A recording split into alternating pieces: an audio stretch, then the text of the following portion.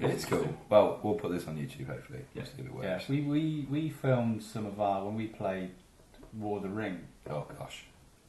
the game that takes up On this table. the whole of this table that we're currently on that seats 4 people. We filmed some of that in. It's a 2-player game, isn't it? It's a 2-player game. You can play it 4-player if you want to, but ostensibly it's a 2-player game.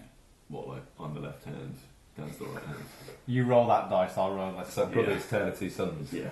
I'm just after the controller. To lash your legs all together so you're one being. Yeah. Yeah, the 4-player edition comes with one of those special coats in the box. Yeah. that you have to share, like. So you have to play the game like that and also do like a some caper in a supermarket. and then the other team are in a pantomime donkey. The pantomime horse. So have we talked about this? We did. I think it got omitted. Yeah, we did. Yeah. The batch went on this. Yeah. So okay. War of the Ring is essentially. I hate this phrase when people use it in reviews when they say it's in a box. When do people say that? They do. They say that about. I've heard that. They said about the X-Wing games. It's Star Wars in a box. Okay. Oh, it's this thing in a box. This is Lord of the Rings in a box. Well, the fact it comes in a box means that it lends itself. It's a board game. I can understand that. If It's not just a box with the books of Lord of the Rings in it. This is Lord of It's the the Rings. most obvious way of saying this is Lord of the Rings in a box. Yeah. So basically, it's set from when the hobbits get to Rivendell, Yeah.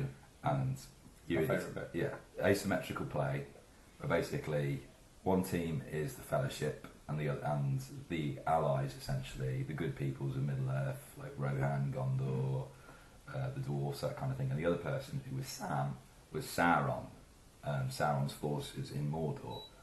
All he has to do is to basically have his army just make their way across Middle Earth and take over Pennywise strongholds, at the same time trying to find the Fellowship. So it becomes a bit of a hidden movement game. So I was playing as the Fellowship, trying at times to get my Fellowship across. But I feel Sauron's eye constantly on me. And the mechanics of this game work so really well in terms of the theme, because essentially we put the Sauron, the hunt tokens down there, and it means that it increases the chances of me being seen. So I had to take that gamble. Okay, do I try and move the Fellowship even though there's a good chance I'm going to be seen? Or Sorry, I'm just. what? This is my dog objecting to this rules of run through. Do you try and get her in? Poppy! Poppy! Say inside. Inside. Alright, she's coming. Do you want to close the door? Yeah. Then. Do you want to do that last bit again? No, we don't. No, Great viewing. solid gold. I'm not editing this. So I had to try and make those choices. At the same time, I'm trying to get all the good people that are currently at peace to get them to fight, to become politically active and at war. Because at the moment they're not, which is the same in the books. But the war kind of catches Gondor and everyone else by surprise.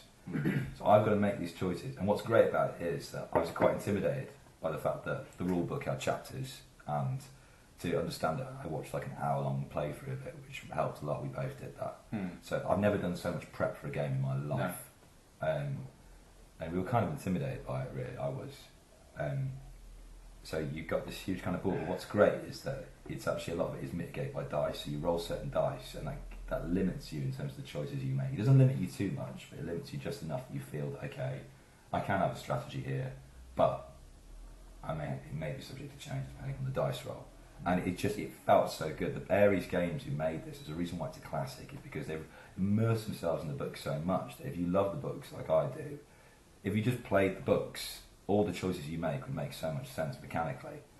Because there are little things in the game, you're thinking, why have they put a fortress at this point in the map? That makes no sense whatsoever, gaming speak. Gaming Speak. Ludically speak. The new show from Chris Duff. Welcome to Gaming Speak. I've lost my voice, basically, from playing Dread, which we'll get onto in a bit. So sorry. But basically... He didn't prep for that. No, He didn't train his voice. So sorry. But the reason it's there is because in the book that's where it works on the map. So you let it pass. It's not like a made up world. This is a world of somebody else's, which it's an IP that already exists. And we played. How long did it take us? About 4 hours, maybe 4.5 hours. 4.5 hours. 4.5 hours. I loved it, even though I lost. I was a bit stupid, a bit reckless. I basically killed most of my fellowship. it was a kind of what would happen kind of thing, and yeah, I made some reckless choices, but it was really interesting. I did some great stuff. Like I managed to, I can't remember where it was, the fortress, but I managed to take it back off you after you'd taken it off me, and I managed to whittle you down to one. I managed to kill Saruman. I remember that. Yes. But I literally got the hobbits literally one step away from the Crack of Doom, and I think I was either corrupted. I was too corrupted. You got So corrupted Frodo by got the ring, corrupted by the ring, and that was it. But I didn't care. I lost. It felt so good getting there, and you feel like you're playing an alternative version. I feel like you've achieved something. Yeah, it's amazing. So is this a new game, or is it? Has it no. been out for a while, or? It's been out about, this is off the top of my head, I want to say it's been out about 7 years, Okay. I think. It's been reprinted a couple of times. Because they're getting expansions soon, right? The expansions, there are there are 3 expansions I think for it I'm going to get, which add these beautiful kind of miniature figures, which basically, essentially it's the same game, but you have more factions and there's more complexity in terms of what you and I can do, so you can bring in Elrond, Galadriel, that kind of thing. So get You another can bring table. in, you can bring in the eagle.